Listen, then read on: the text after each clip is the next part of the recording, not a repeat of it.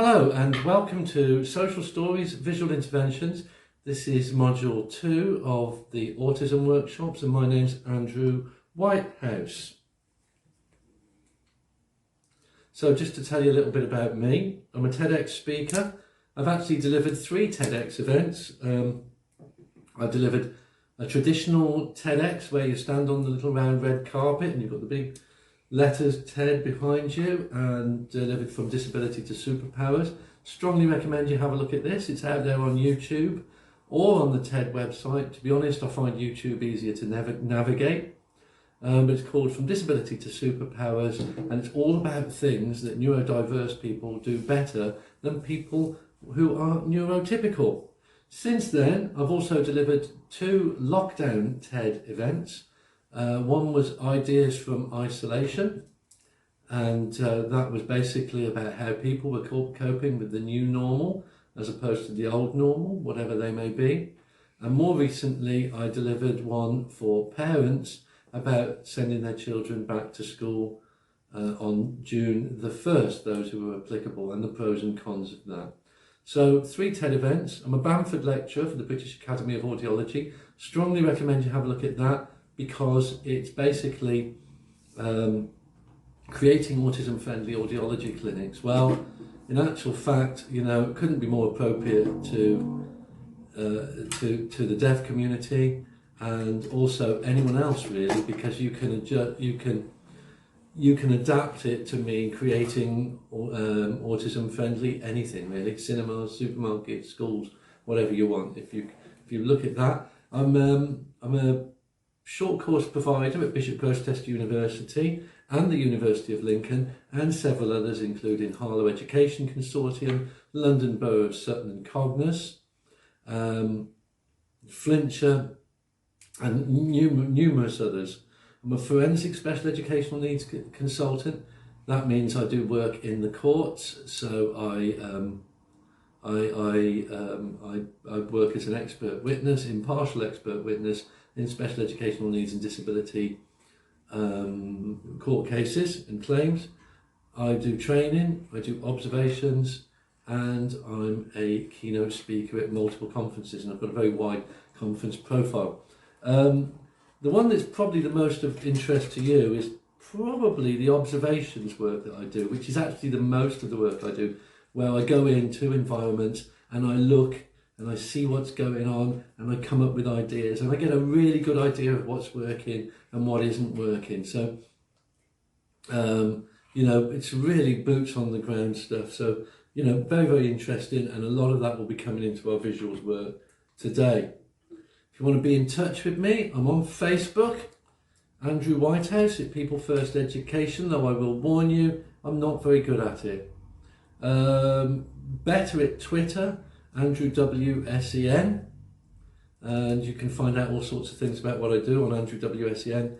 Instagram, Andrew WSEN, for those of you who like pictures of cakes. Not mine, I don't tend to put pictures of cakes up.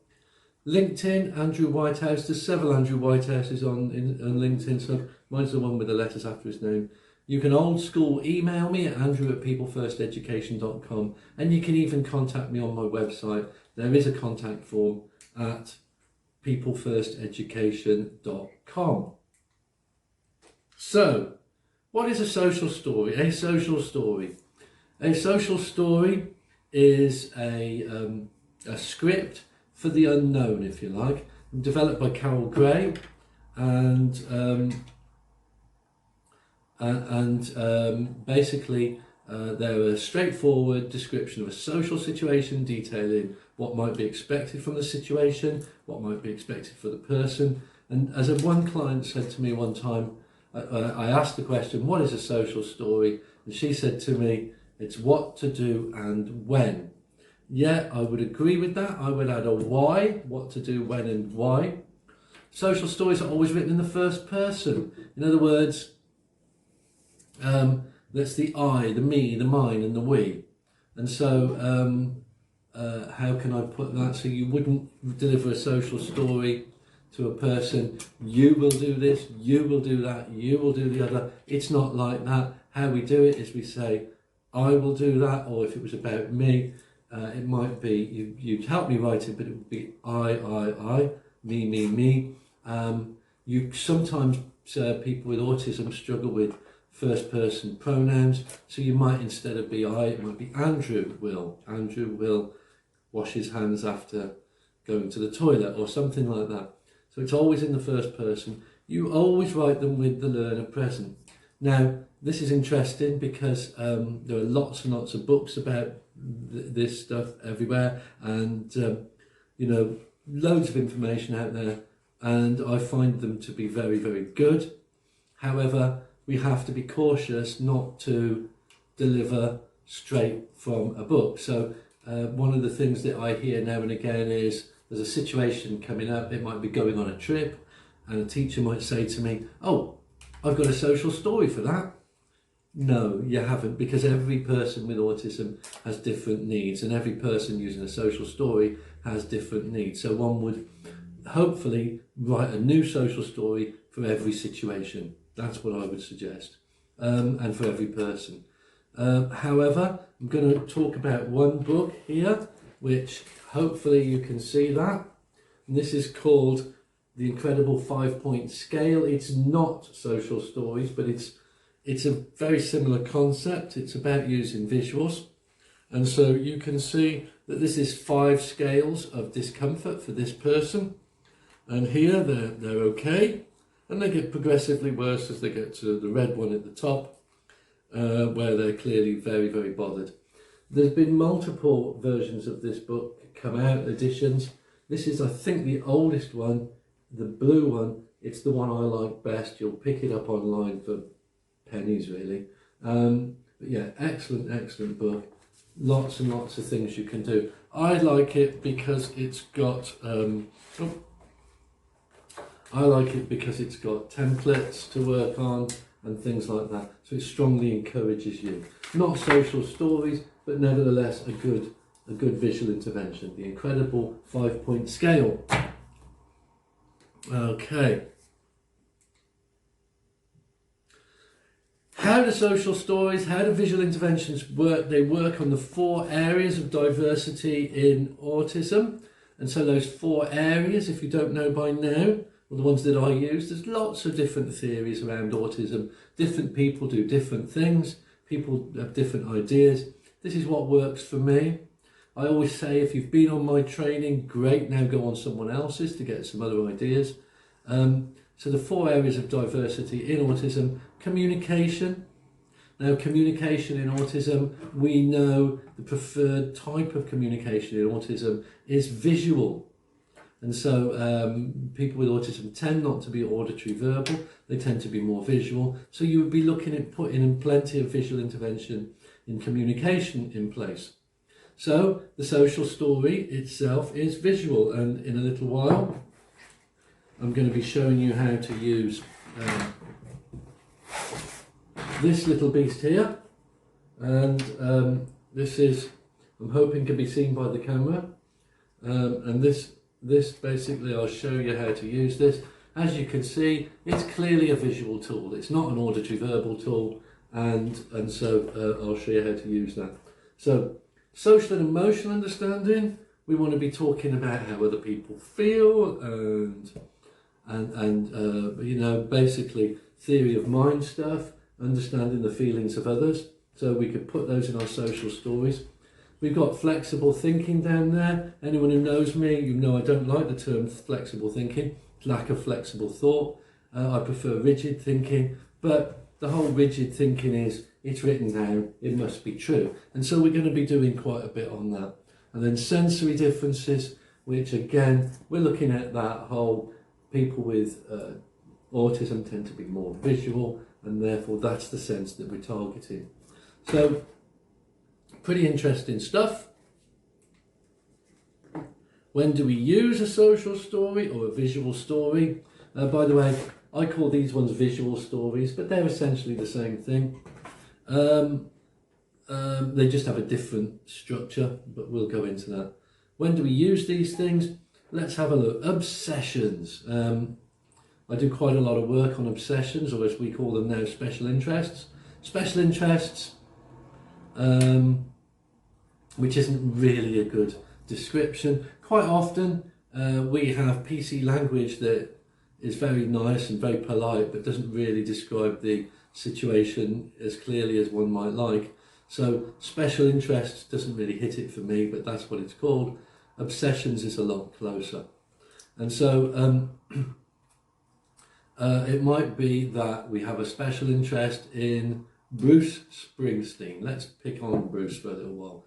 And you might be especially interested in Bruce Springsteen. We might make some kind of visual story on when it is appropriate to talk about the boss, Bruce. And so special interest, coping with change. How do we deal with the fact that, I mean, these are being filmed during the COVID-19 crisis. And the big question is, you know, how do we cope with change? Lots and lots of things are being done differently. This is June the 1st. June the 1st, 2020. That's an auspicious day in British history, because that's the day when the young ones went back to school. And there's lots and lots of different things going on because the virus is still airborne, it's still out there, and children have to sit differently. Children are having to be distanced in certain ways. Children are having different types of teaching and learning, and it's going to be really hard for them. So this is something, you know, that I've been using this for quite a lot of situations for adapting to the change that's going on at the moment. Unexpected problems. You may be standing there, somebody comes up and is rude to you. How do you deal with that? And that's one of the ones that we talk about quite a lot. And then there's generalizing. Generalizing is to do with single attention, and it's also to do with, and I've forgotten now, oh yes, schemas. People with autism tend not to build schemas, those generalizations up as effectively as people who are neurotypical. And so what we say with that is we need strategies to generalize. When is a shop a shop? When is a dog a dog? When is a cat a cat? And we have to do that. You know, if you see an orange cat and a black cat, are they both cats? So we use visual stories and social stories for that sort of thing as well. Generalizing. Now, as a person with ADHD, I'm always keen on finding strategies for ADHD. There seem to be less out there, as far as I can tell. I'm very, very keen on using social stories and visual stories for people with ADHD, and you don't really see it advertised as such. So what I'd like to talk about here is how they fit with ADHD. Well, the biggest area in ADHD that causes the most problems, both for people who work with people with ADHD or for people with ADHD, is the impulsive behaviour. And so you might find a situation whereby a person with ADHD behaves in a certain way.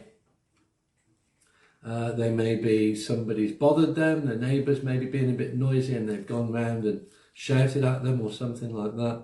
This is an ideal time to put in a visual or social story for them to be able to know how to deal with that next time. It doesn't alter the fact that we've done it the first time, but you might deal with it next time. Now, how we could do that is by we go through the strategies and we say, you know, that's what we're going to do next time. When that next situation comes up, person with ADHD then knows, oh, hang on, I've learned this. It's a slow old process, I know, but it works. I can promise you it works.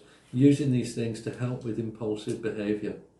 And some of the things you can do with ADHD as well is be saying to them something like, what are you just about to do? Or remember how that went last time? Do you remember our visual story? Do you remember our social story? So that's how we would do that. Okay. There are lots of different ways, age and level appropriate ways of writing and presenting. Socail Stories. And I'm going to try and go through a few different ways of doing them. I think everyone's got their own way of doing these things, and I know I certainly have. I've got my preferred methods, but I think what I would like you to do, obviously, is use what works for you. So I'm going to go through a few. That's a good one, isn't it? I see my friends playing ball. That's quite a common one. Children are playing ball. I see my friends playing ball. I want to play ball with them. And then quite a lot of time, this is one I've seen so many times, is the autistic child will just go over and take the ball and pick it up and just annoy everybody. And so what we want to be doing there is saying things like, I see my friends playing ball, I will go and ask if I can play ball with them, or something like that. That could be just a couple of sentences. So that's the kind of thing we're looking at today. Why do people with autism not wear a coat when the weather's cold, or do wear a coat when the weather's hot? That's a big question, isn't it? Well, for me, the obvious starting point for that might be sensory.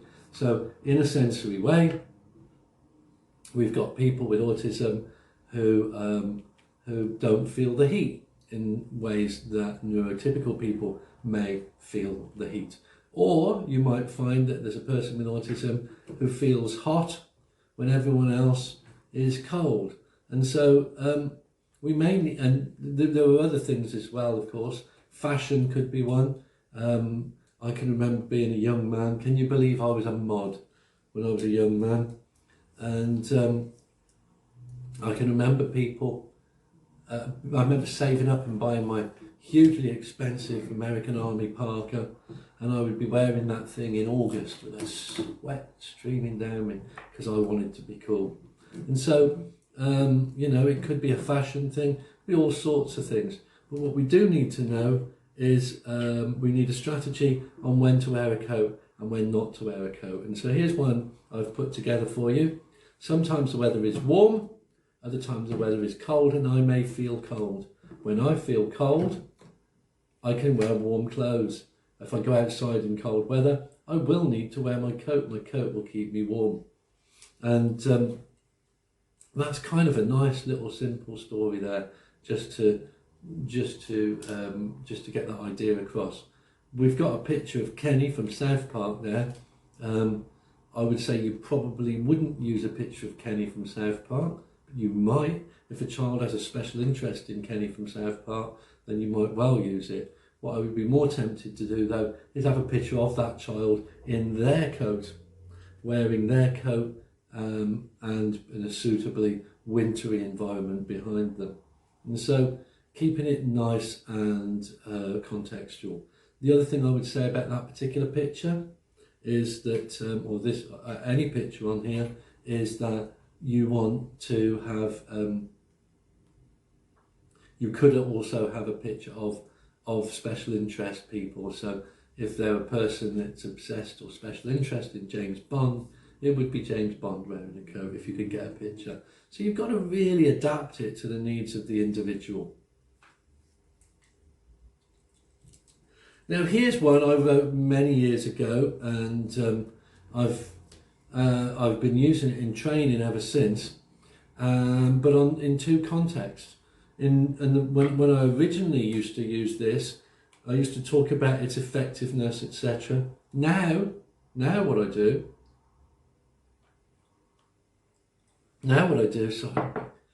is I talk about the fact that we wouldn't do it like this now because it's such a long one, and I would say a long one's not very good in autism. You want really sort of short and snappy. But to be fair, it worked at the time. It did work at the time. So let's have a look at this.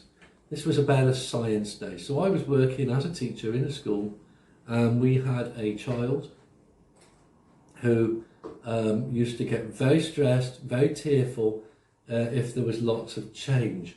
And so what we did was we wrote her a story, or I wrote a story about this science day, because we had lots of visitors come in and we're doing lots of different things lots of different things. You know, science experiments, etc. We had the recycling people coming in to show you how they recycled paper and things. It was interesting stuff. But this particular child, Martha, name changed, was very keen on her visual timetable. She needed a visual timetable, and she got very stressed and tearful if there was any changes. Sorry, look, I lost my track a little bit there. So, this I called it what to do on Wednesday if something's not on my timetable, and I sat with Martha and I wrote this story. My name is Martha, my tutor is Miss Connor. Miss Connor wants me to be happy. Usually I will look on my timetable to see what is happening. It's a key word in that sentence. Normally I'd ask anyone in the audience want to tell me what the key word. Who said that? Usually, absolutely. Usually is the key word there because it kind of buys you a little bit of leeway, a little bit of wiggle room in there. On Wednesday, there would be lots of different activities happening. Most activities will not be on the timetable. Let's see how good you are at getting that word. Come on. Yes, most. That's a really good word as well. Usually, most, sometimes, occasionally. Those are great words. People with autism struggle with those words, so we're going to put them in anyway to get them accustomed to it. If I don't know what is happening, I can ask Miss Connor. I can ask any member of staff. All staff will be happy to help me. Miss Connor will be pleased if I am happy. And that, although I'm now looking at that going, it's cringy to me how long that is. At the time it worked perfectly. I read it with Martha twice a day up until the science day, and by the time science day came along, not only did Martha find that she was using this visual story, but also she was finding that she was so convinced by it, she was helping other children. So she would go up to someone and say, don't you know what's happening? It's okay. You can ask one of the grown-ups. You can ask anyone here. They will be happy to help you. And she was literally doing that stuff. So that's the kind of thing that I would love to get out there. Now, I'll just give you a little example of Martha's rigid thinking. We had a gentleman, I remember him very well. He was a great speaker. You know, when you get speakers in, you're always worried, are they going to be any good? And he was a really good speaker. And his name was Abdul. And Abdul was talking to us. It was, I think we had Islamic Awareness Week, and he was talking about his Islamic faith. And he is part of his talk, and he was a really gentle soul. And he was talking to the children in an assembly, and he said, this is the month of Ramadan, and during Ramadan we cannot eat until it gets dark. And Martha started crying because what he'd done, he said, we cannot eat until it gets dark, like that, meaning all of us. And obviously Martha, she was all upset because she got a particular favourite sandwich that day. And of course, what he should have said is, practicing Muslims cannot eat until it is dark. And that would have made Martha feel better. And so, you know, that was where the rigid thinking, that's the sort of children where the rigid thinking really kicks in, and you just got to be really careful how you word things. And so, you know, we spent a bit of time explaining to Martha that she was not a Muslim, she had a different religion. Yeah, and you could have done that, something like this, as I'm going to show you in a bit. Okay, so all sorts of things going on here. I may have shown you this before. I do use it a lot, but I want to dig into this one a little bit deeper now. So just to recap, if you've seen Autism Part 1, this particular picture, it was about a boy called Malcolm, also name changed. And what had happened was that Malcolm, he was quite a very nice boy, except that he would get quite agitated in certain situations. So if someone upset him, he would lash out. Well, as a result of that, children would upset him on purpose. And so people had been talking to him for a long, long time, you know, staff, about how to react in situations. That wasn't good for Malcolm. What you needed to do for Malcolm was to show him. And And so I drew this picture, this wonderful artwork is mine, and that worked almost immediately. Now, what I've not told you in any of the other workshops is that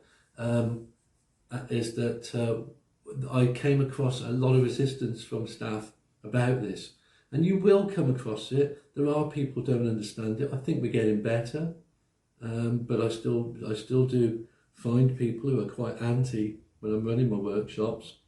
And so what happened was I was in my office in my classroom doing a bit of marking just before the end of lunchtime, and the lunchtime staff came in and were complaining that Malcolm had used this thing inappropriately. Now, I didn't know what they meant by inappropriately. I don't know how you use a little card inappropriately, but anyway, apparently he had.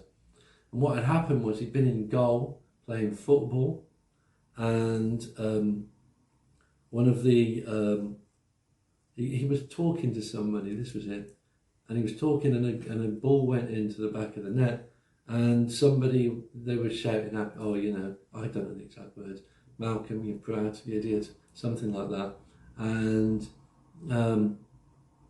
he got all upset. But instead of lashing out, he showed the lunchtime supervising staff his card, and they said, no, they're only playing. It's okay, you don't need to show me your card for this. Well, actually he did. Think about it. A week previously, he'd have possibly punched one of those kids.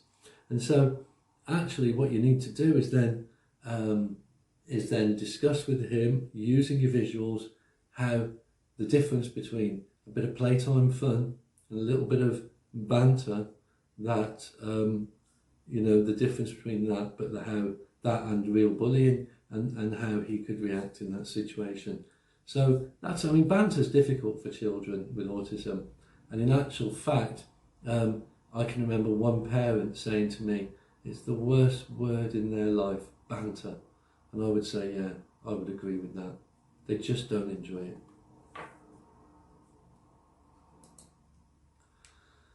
Other ways of using visuals, what to take home at the end of the day. Now, what to take home at the end of the day. And we've got here written down, we've got PE bag, lunchbox, book bag and coat. You know, you're talking to your children and you're saying, don't forget to get your PE bag, your lunch bag, your bag, you know, and you've got, some kids are taking it in, you know. The autistic children are not auditory verbal processors.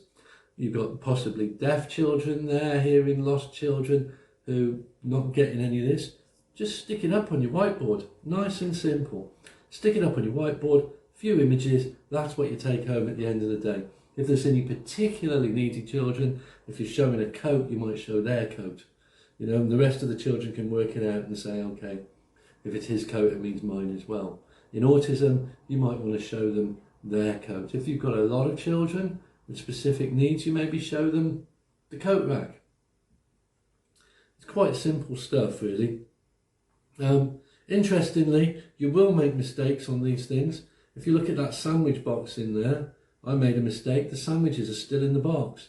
And what actually we've got a problem there is that child might go home with a full lunchbox because you've told them to, with a really powerful visual that, you know, that to take a full lunchbox home. And so, you know, it can backfire. You've really got to keep an eye on it. But then, having said that, back to the science day one, that was kind of interesting. Even though I look at it now as a dreadful social story, it worked. It worked at the time. You'll also notice that I've got the words there: PE bag, lunchbox, book bag and coat. What about early years? I would still put pictures of the words. I would still put the words up there.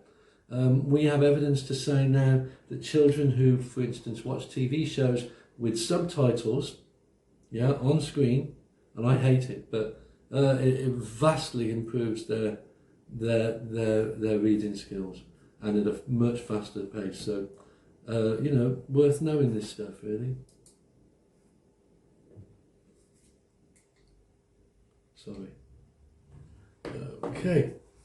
Gosh. It's getting hot in here, I can tell you now. So, when children go on a trip, when children go on a trip, the three things they worry about most are toilets, food, transport. Toilets, food and transport. So what I would say is, it's like anything. If those are the three areas where you're going to have problems, then that's the three areas where you're going to put the interventions in. And that's what I would advise to you. And so, you can build a story around that. In here, we've not got the transport. That might be in a separate one, but a tour guide will meet us when we arrive. Before we go in, she will give us lots of information. Where we will eat, straight away, that's good. Now I know, if they've told me where we can eat, where we're going to eat, then I know we're eating. Yeah? Excuse me, and I know we're eating, so this is a good one. In fact, just to deviate from that just briefly, I can remember one where a teacher had put up a visual timetable, and she basically got such a busy day, she said, I'll just put the morning up and stop it at lunch, and then this afternoon I'll put the afternoon things up. And actually one of the children went up to her and said, aren't we going home today, miss? That's the sort of worry, so these things are great. Where the toilets are, brilliant, we've got that one nailed. If I need a wee, I know where it is. I'm not going to go into great detail now, but we do have lots and lots of pooing and weeing problems with autism, lots of bowel and bladder issues, and so toilets are a really important thing for these kids. We will stay with the adults, yes we will, and we will listen to the tour guide. And then on top of all that, we've got this fantastic photograph, which by the way I took, of the children. All the information's in the photo. The information's all there. What I want you to do, we're going to pause now. I'm going to get you, if you're with anyone or even on your own, to have a little think about what information that photograph is giving to us to help those children on that trip. So pause now and I'll meet you in a moment.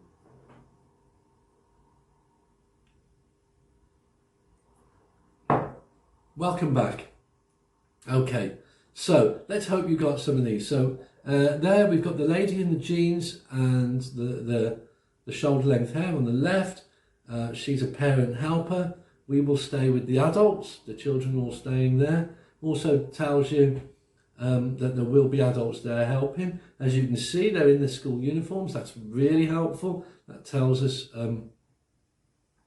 what we're going to wear on the day. You can see they've got their bags with them. That means that they'll be carrying their lunch around with them.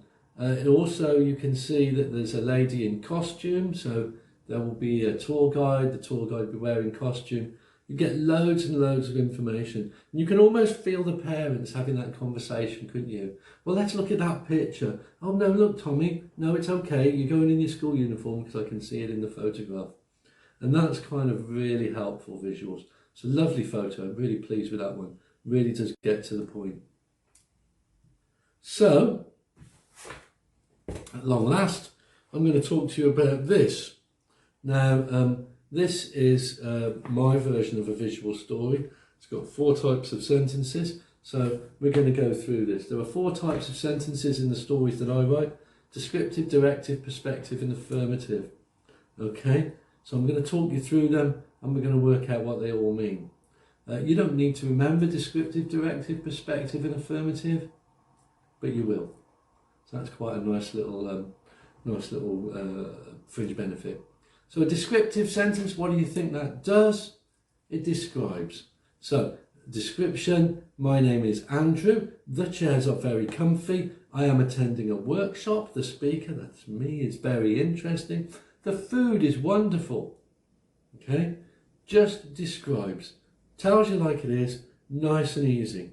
Okay, what about a directive sentence though?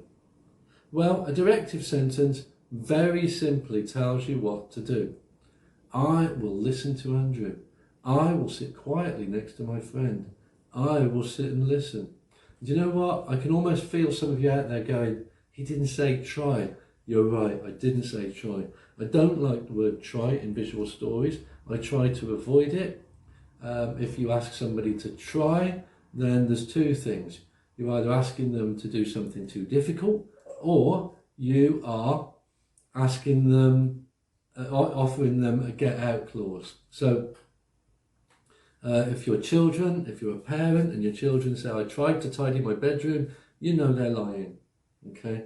Or maybe they're not lying, maybe you've just made it too difficult for them. And maybe you need to bring the task down a bit. So instead of, I will try to tidy my bedroom, I will put the Lego in the Lego bucket, or I will put the socks in the sock drawer.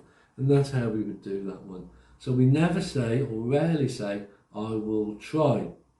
Like every rule, rules are made to be broken. And so I'm going to tell you about a little story of something that happened to me. A girl I worked with, she was physically disabled, she was a wheelchair user, and she was autistic as well. And so, she had struggled lifting her arms, but we did write a story, I will try to lift my arm and wave back, if it was about waving. So you can do this stuff sometimes, but as a rule, we don't do it. Other thing you can have in there is, you never say, I will not. I will not doesn't tell you what to do. People with autism like to be told what to do, not what to do. Not what not to do. Right, let's try that again. People with autism like to be told what to do, not what not to do. And we've got our producer here mouthing the words to me because I'm getting all wrapped up in myself. So there we go. Then we've got perspective sentences. Now they're fun. That's how the other person feels. There is a thing in autism called the theory of mind. And theory of mind says, you know, that people with autism struggle understanding what other people feel. And so theory of mind says that we need to tell them that. It's very simple. If they don't have that, then we need to give them that. So so the perspective sentence tells you how the other people feel. Here it is, just here. How do other people feel? So other people may be sad if I do this, that and the other. All the other people may enjoy listening to Andrew if there were noisy people in the room disturbing my course. Andrew will be happy if I listen to him, how Andrew feels if you're not listening. You know, the people in the room want to learn about social stories, so it's how they feel. And so we do that perspective sentence thing. That's a very useful thing to do. And then finally, the affirmative sentence. The affirmative sentence is the hardest one of all. So the affirmative sentence is telling them that this is the right thing to do. So what I've done here, I've put 2 descriptive sentences and 1 affirmative sentence. I'd love you to be able to work out which one is the affirmative sentence. So that's a little quiz for you. That's right, this is the intelligent thing to do. People wear cycle helmets to keep their head safe. That's just a descriptive sentence. Many people wear cycle helmets. That is also a descriptive sentence, yeah? And so, and there we go. This is a picture of children, my children, some of my children. I have one more than this. And you can see the 2 in the trolley there, little picture there, very nice. And that's my daughter, who's considerably older than that now, in a yellow cycle helmet. She did not want to wear a cycle helmet because it messed up her hair. So I had to use the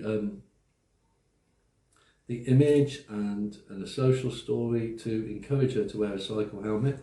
And one of the things I also used was, the power of imagery, was a picture of Barbie wearing a cycle helmet. She was particularly keen on Barbie at the time.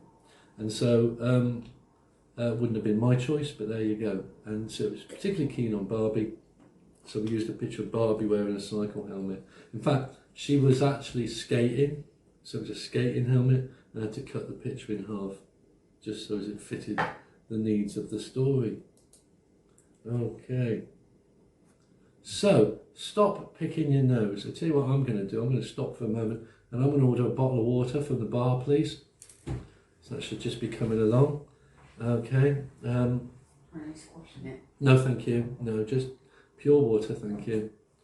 All right. And Excuse me. You can tell it's live. I'm not a robot, am I?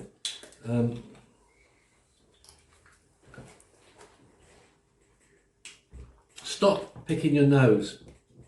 Now, what's wrong with that sentence? That sentence doesn't work well for autism. Stop picking your nose. Because if you tell someone what not to do in autism, it doesn't really work out like that. So we're going to be showing you how to get the message of stop picking your nose across to a person with autism without telling them what not to do. We're going to tell them what to do. So we're going to start with a descriptive sentence. So a descriptive sentence, you're talking about what's happening. So first thing you must learn not to do is we don't say, sometimes I pick my nose. That's a really, really unhelpful thing to say, because all you're doing there is consolidating a behaviour that you don't want. So what you might say instead is, sometimes my nose itches, sometimes my nose has bogies, sometimes my nose has green lodgers, nasty bran flake, anything like that. I've picked up loads of them over the years, as I'm sure you can imagine. There's a couple that's really rude that I can't share with you on this video. Maybe when the blooper reel comes out. So that's the sometimes. What's happening? Yeah, so it's not the act, it's the cause. And then you would get into the other people bit, the perspective bit. Other people may feel sick when I pick my nose. Other people don't like it when I pick my nose. All those kinds of things. And then you tell them what to do. I will go somewhere private to pick my nose. I will use a tissue or a handkerchief to pick my nose. I will blow my nose. All these different things. And then, would we do this is the right thing to do? A little bit generic, I think. Maybe we want something like, this is the clean thing to do, this is the friendly thing to do, etc., etc. So that's what we would be doing. Okay. So, we'd then put it in a grid. So I've got my grid here. Now, the chap that designs these, the company that makes these, is Our Boards, and they use Gecko sticky pads. If I can find you one, hang on. Okay.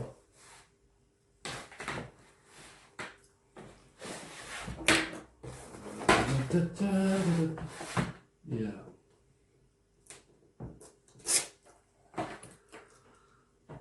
Okay, so what we would do with this, they might use pictures and they stick images in these little envelopes, or they've got ones that you can write directly onto.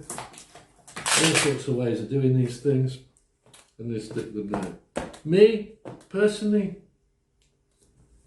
and although I was involved with the design of these, I personally quite happy to use a, hang on,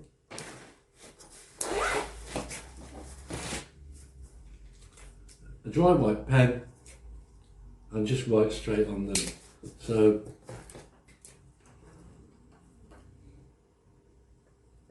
sometimes my nose itches. So sometimes, and I'm quite happy to write straight on them, and I can see Neil from Our Boards wincing at me now, but actually, to be fair, it's just testimony to the adaptability of these boards, and they are very, very good. You can get them on peoplefirsteducation.com on the online shop. They're very good. So sometimes my nose itches, and then maybe here, sometimes my nose is crusty, sometimes my nose is runny. Other people will feel sick if I pick my nose. Other people may not like me picking my nose. I will use a tissue. I will go somewhere private. This is the right thing to do. This is the clean thing to do. This is the thing that will keep me out of trouble. And you can do it like that. Or indeed, you could, that last one, you know, if they've got a special interest in Spider-Man,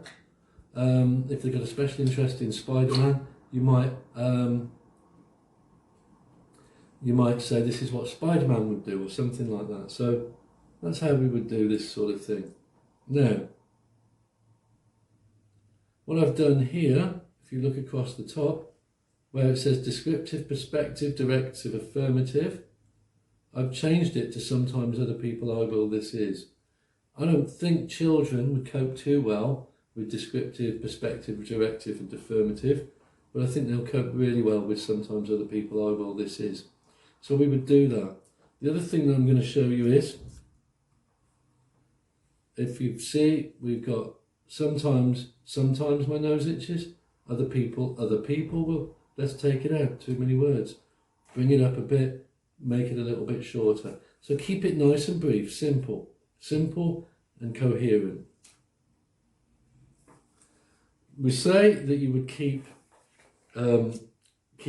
sort of blanks of these. As I say, you can buy the boards if you're that way inclined, or you can make your own. I think the boards are pretty good actually, but you can make your own. For little ones, you can do it with images. So there we go. Sometimes, other people, I will, this is. Very, very clear. Really nice way of doing things, that one. And so I would really strongly recommend that as well.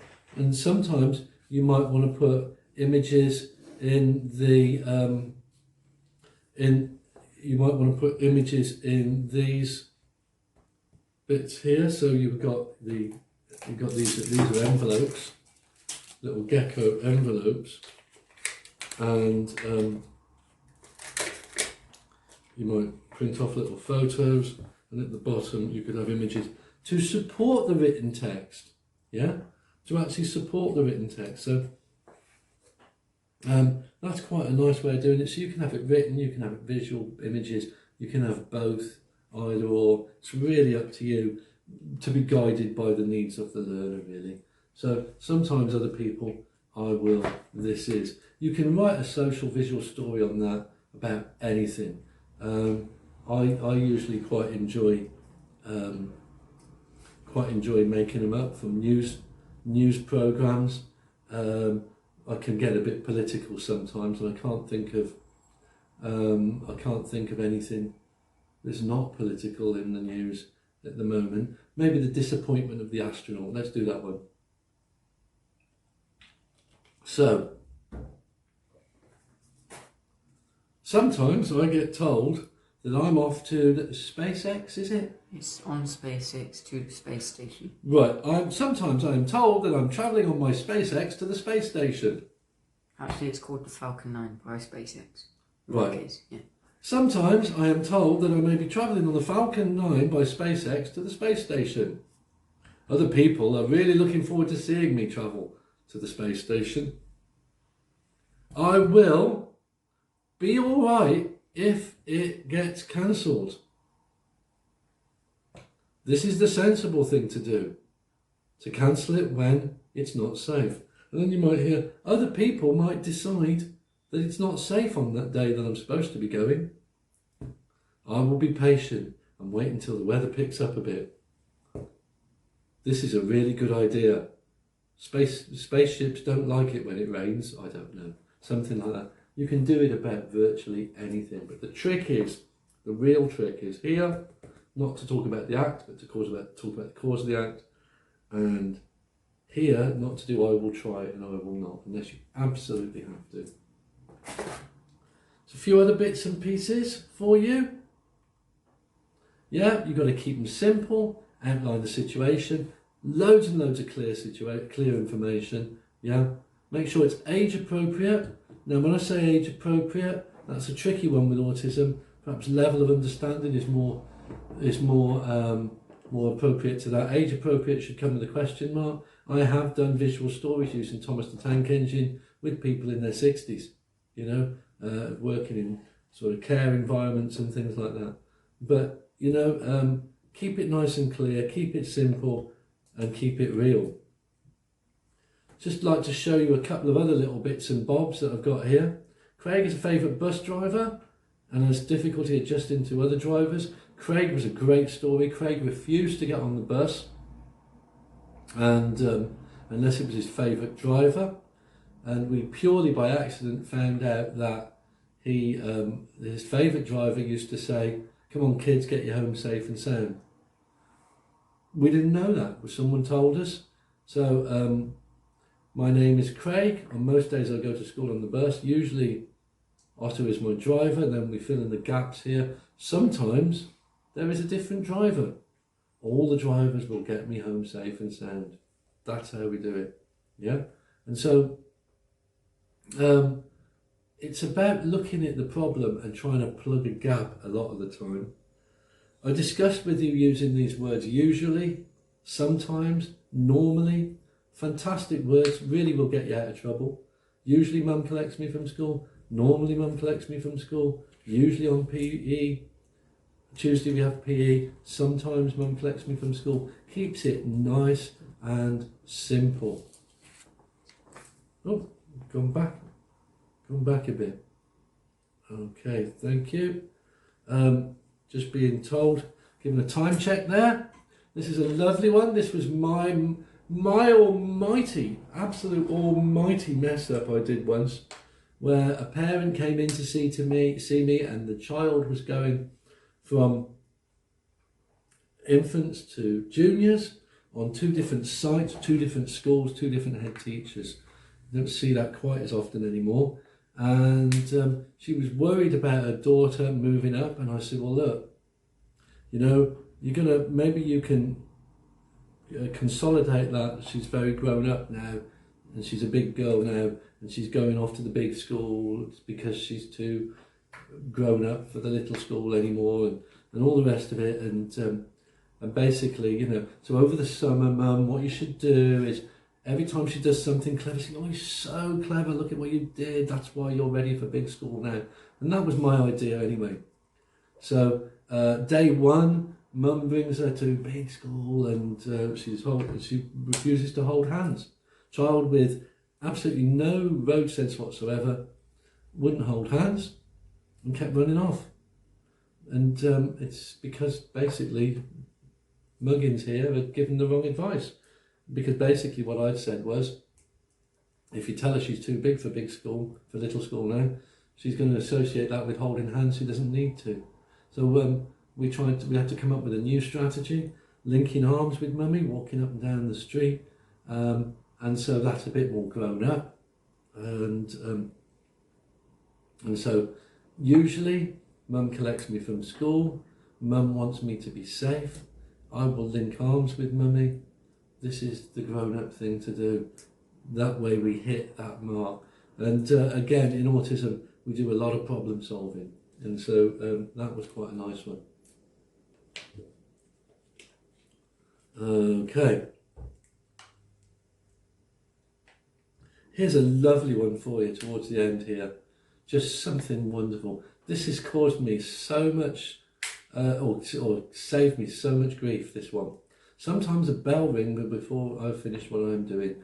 This is when children, they've forever to get started, and then you get to break time and they start crying because they've not finished. This is okay, teacher will find time for me to finish later. I put this in, I got nowhere else to put it, and I have often had this up in a classroom wall, just to put children's mind at rest.